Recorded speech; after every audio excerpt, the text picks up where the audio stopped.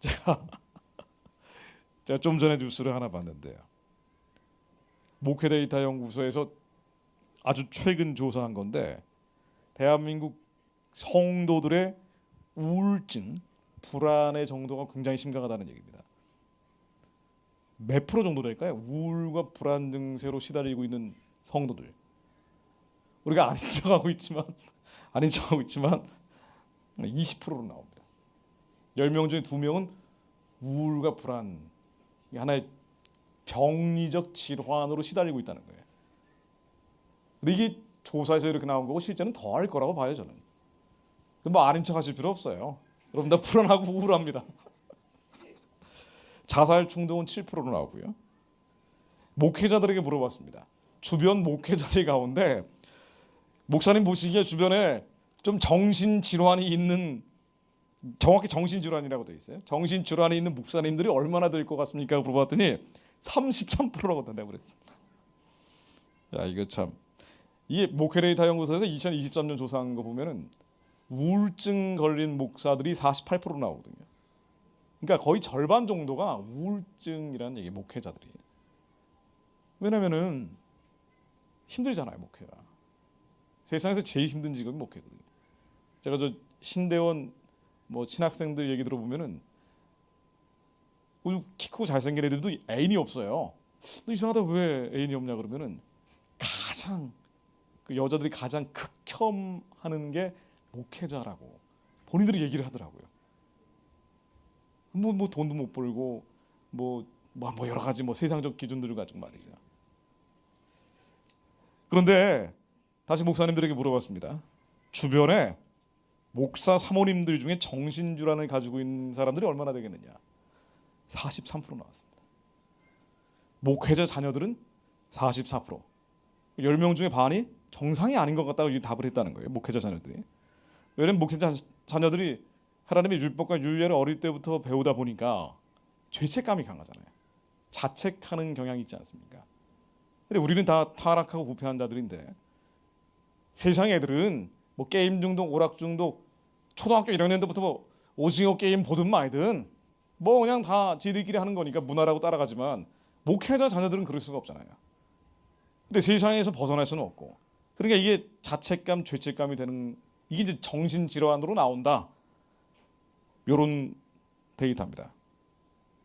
그래서 지금 한국에서 나오는 정치적 선택, 선거에서 나오는 거든 도대체 이해할 수 없는 일들, 이게요 뭐 이념 뭐 이런 거 떠나가지고 말이죠, 정신병리 현상이에요. 다들 마음이 아픈 거예요. 마음이 아프니까 이상한 일들을 하는 거예요. 마음이 고쳐지지 않으면 아무리 진리건 진실이건 사실이건 간에 말이죠, 받아들이질 않는 겁니다. 여러분들도 마찬가지겠지만 주변에서 아니 어떻게 아무리 얘기해도 설득 안 되는 사람들 많은데 말이 안 통하죠. 말이 안 통하잖아요. 마음이 아픈 거예요. 마음이 아픈 거예요. 철벽을 치고 있는 겁니다. 근데 이 우울과 불안 증상이 점점 더 심해질 수밖에 없는 게, 우리가 둘러싼 상황이나 환경을 보면은 그럴 가능성이 점점 많아질 수밖에 없는 겁니다.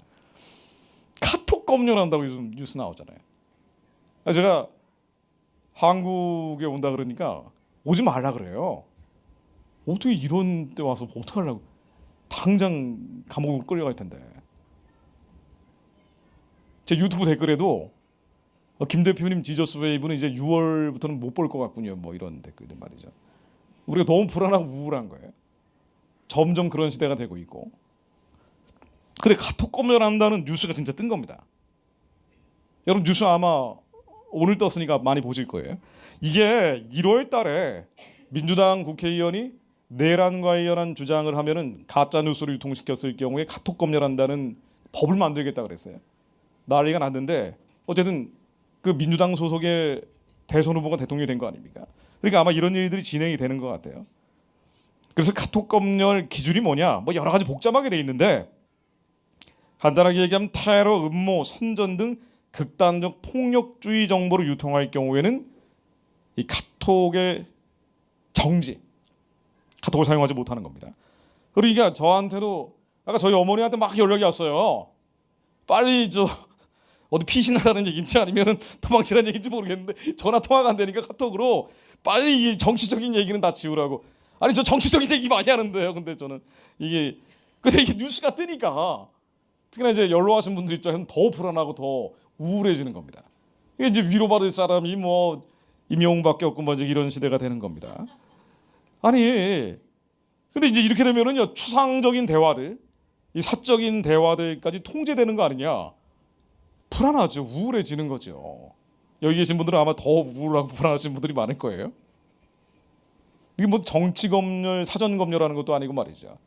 근데 자세히 내용을 들여다보면 이렇습니다. 이게 사전 검열을 할 수 있느냐, 정치 검열을 할 수 있느냐, 이건 기술적으로는 불가능한 일이에요. 그러니까 카톡사가 이 카톡 내용을 들여다볼 수는 없습니다. 뭐라는 거 아니 원래 카톡의 기준이 있어요. 저도 예전에 이제 카톡을 여러 개 쓰기 때문에 한번 정지된 적이 있거든요. 근데 그게 검색어에 국제 기준이라는 게 있는데 여기 어긋나는 검색어가 뜨면은 뭐 이걸 문제 삼아서 일정 기간 정지할 수 있는 그런 건 원래 있었습니다.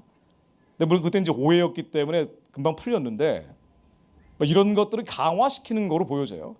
그래서 사전 검열 같은 건 아니고 이 채팅방에서 누가 고발을 하면은 이거를 기준에 어긋난다는 이유로 카톡 정지를 시킬 수 있는 이런 것들로 지금 보여지고 있어요. 해석되는 게 뭐 실제로 돼봐야 알겠지만 그러나 이게 시작일 수는 있죠. 그렇잖아요. 중국은 아예 유튜브 같은 것도 못 보잖아요. 제대로 된 거 아예 못 봅니다. 조금 더 나가버리면 얼마든지 더 끔찍한 상황이 될 수는 있는 거예요. 이러니 우울해지는 거죠. 이러니 불안해지는 거예요. 하여튼이나 정치적으로 반대 입장에 섰던 사람들 입장에서는 더더군다나 초조해질 수 있는 겁니다. 여러분들도 마찬가지고. 자, 그런데 한번 생각을 해보세요. 우리가 우울해지고 불안해지는 것, 마음이 힘든 거는요, 환경과 상황에 있다라고 생각을 합니다. 사람이 있다라고 생각을 해요. 여러분 자녀들 때문에 얼마나 우울하십니까? 그렇죠. 이 세대가 점점 막 나가고 있기 때문에 이 세대를 본받지 않게 한다는 게 너무나 어려운 일이 됐단 말이죠. 특히나 미국, 캐나다 이런 데는 점점 심해지고 있는데 한국은 뭐 그래도 약간의 바리케이드가 있습니다만 아직은 포괄적 차별금지법이 통과되지 않았기 때문에 캐나다 같은 나라는 굉장히 심하거든요.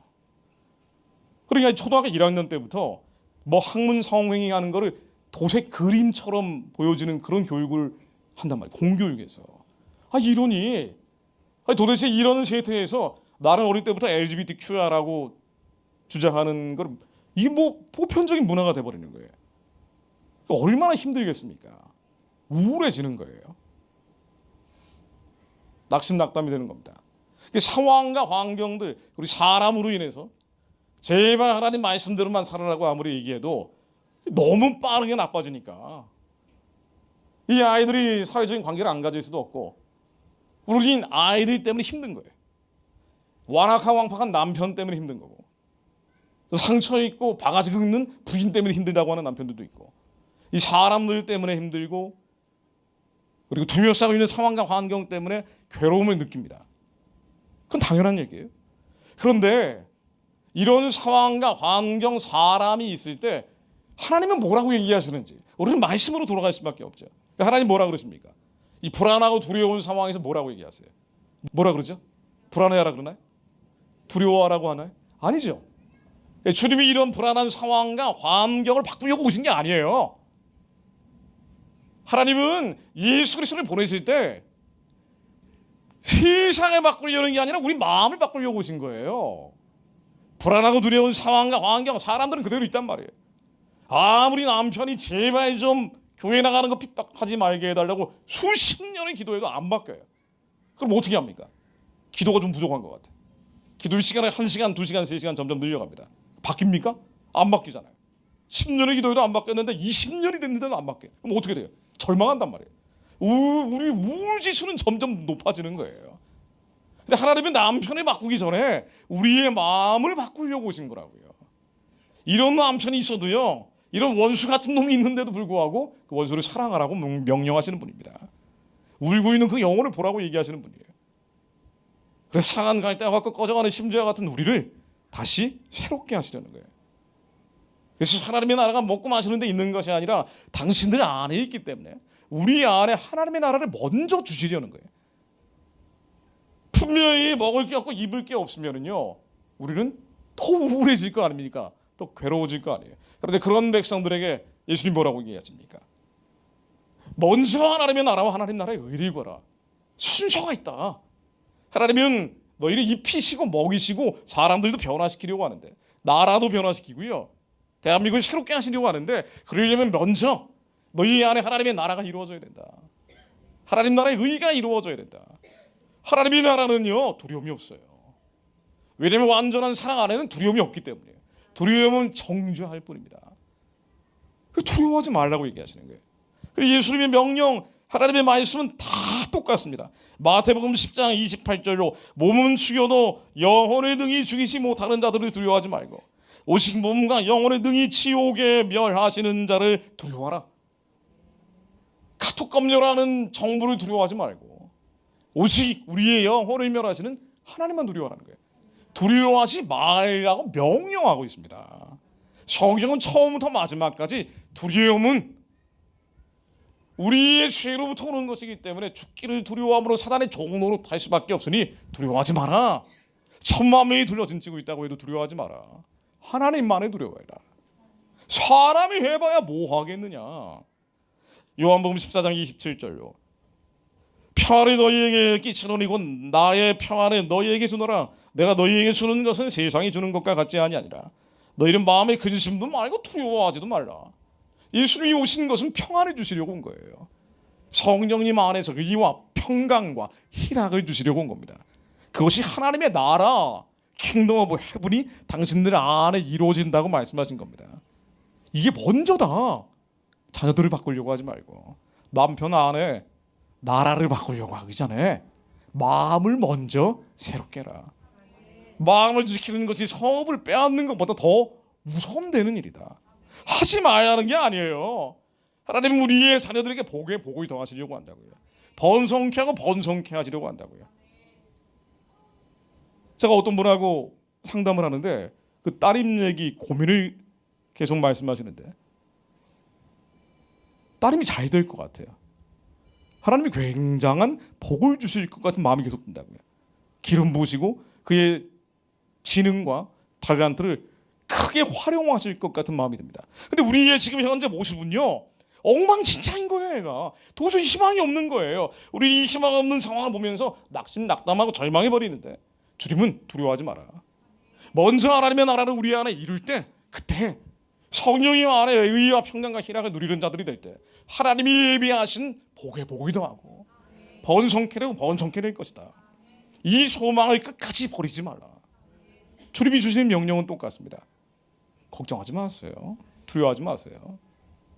이 걱정, 근심, 염려는요, 죄입니다. 우리의 죄성이에요. 그래서 히브리서 13장 6절로 주는 나를 돕는 자신이 내가 무서워 아니하겠노라. 누구를 무서워하겠느냐는 거예요. 사람이 내게 어찌하리요 하노라. 사람이 우리한테 뭘 어떻게 하겠어요. 시편 118편 6절로 여호와는 내 편이시라. 내게 두려움이 없나니 사람이 내게 어찌할꼬. 사람이 여러분들한테 어떻게 하겠어요.